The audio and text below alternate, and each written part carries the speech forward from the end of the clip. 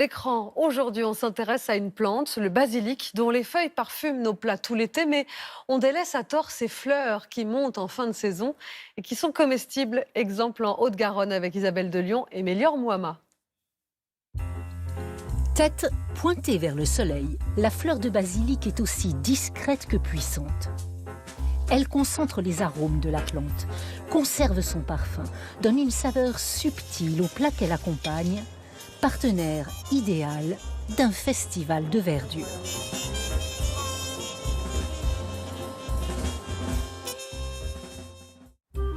Pourpre ou bien vert, le basilic est en fleur dans le potager d'Alexandre Belin. Ce maraîcher cultive la plante aromatique en 2 couleurs. Celui-là est plus approprié pour les desserts, les choses un peu sucrées, et celui-là plutôt associé avec du salé. Parce que celui-là est un peu plus poivré et celui-là un peu plus floral. Tout l'été, pour favoriser la production de feuilles, les fleurs ont été coupées. Mais plus maintenant, c'est leur tour d'avoir la vedette, car elles aussi sont comestibles et gardent longtemps leur parfum. Elles vont être pollinisées par d'autres fleurs de basilic, et ensuite la fleur va faner, et on va retrouver à l'intérieur des petites graines de basilic. Dans ce jardin bio, le basilic pousse au milieu des poivrons, qu'il protège des insectes nuisibles par ses arômes. En général, tout ce qui a une odeur assez puissante est une bonne plante compagne. On dit généralement ce qui s'associe bien dans l'assiette, s'associe bien aussi dans la nature. C'est ce mariage heureux que le chef Mo Bachir veut reproduire dans sa cuisine sur un gazpacho de poivrons verts.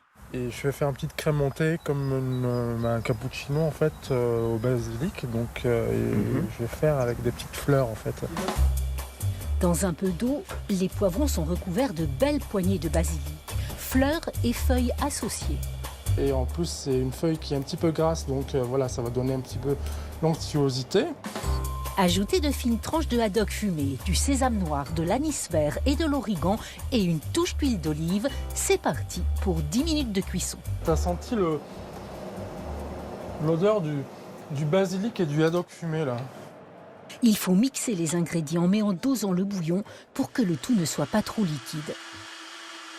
Donc, je vois d'abord la consistance, là elle est super belle, donc qu'elle soit très crémeuse.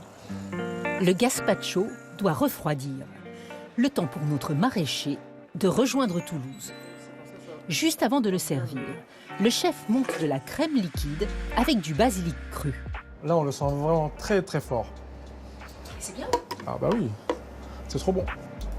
Dans une verrine, il superpose le vert du gazpacho, le croquant d'oignons frits, le blanc de la crème, les fameuses fleurs de basilic et un zeste de citron vert. Alors, je t'ai préparé un petit gazpacho de Alexandre est invité à déguster.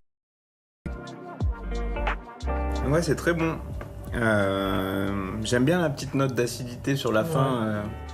Depuis le début de mon exploitation, je travaille avec des restaurateurs et du coup l'idée c'est vraiment d'aller de la graine à l'assiette et goûter les produits finis comme ça, super bien travaillés, ça fait super plaisir quoi. Le gazpacho à la fleur de basilic parfume la fin de l'été. Et nous allons à Nantes à présent pour des retrouvailles en grande pompe.